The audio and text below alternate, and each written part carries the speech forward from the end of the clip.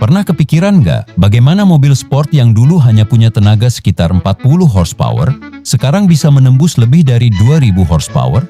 Bahkan beberapa mobil mampu melaju lebih dari 480 km per jam. Perjalanan menuju titik ini penuh dengan persaingan, inovasi, dan teknologi yang mengubah dunia otomotif. Di video ini kita akan melihat bagaimana evolusi mobil sport dari masa ke masa. Di awal abad ke-20, mobil dibuat terutama sebagai alat transportasi. Namun beberapa produsen mulai berpikir, bagaimana jika mobil dibuat lebih ringan, lebih cepat, dan lebih menyenangkan untuk dikendarai? Lahirlah mobil-mobil sport pertama yang mengutamakan performa dibanding kenyamanan. Balapan menjadi laboratorium tempat teknologi baru diuji sebelum akhirnya digunakan pada mobil jalan raya. Memasuki era 1960-an hingga 1990-an, mobil sport berkembang sangat pesat.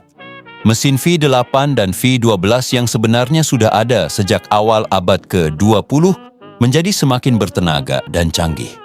Menjelang akhir era ini, mesin V10 juga mulai digunakan pada beberapa mobil performa tinggi, melahirkan banyak mobil sport legendaris yang masih dikenang hingga sekarang.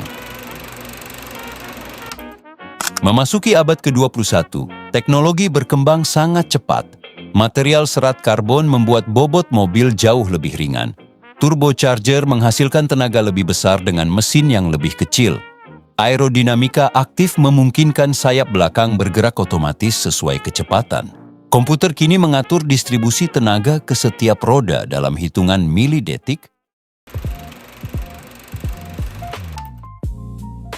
Saat ini dunia memasuki era hypercar. Beberapa mobil menghasilkan lebih dari 1.500 hingga 2.000 horsepower. Akselerasi 0-100 km per jam dapat ditempuh kurang dari 2 detik. Bahkan beberapa produsen mulai menggabungkan mesin bensin dengan motor listrik untuk menghasilkan performa yang sebelumnya dianggap mustahil. Perjalanan mobil sport belum selesai. Dengan hadirnya tenaga listrik, kecerdasan buatan, dan material yang semakin ringan, mobil masa depan mungkin akan jauh lebih cepat daripada yang bisa kita bayangkan saat ini. Menurut kalian, apakah mobil bensin masih akan menjadi raja? Atau justru mobil listrik akan mengambil alih dunia mobil sport? Tulis pendapat kalian di kolom komentar. Jangan lupa subscribe untuk video otomotif berikutnya.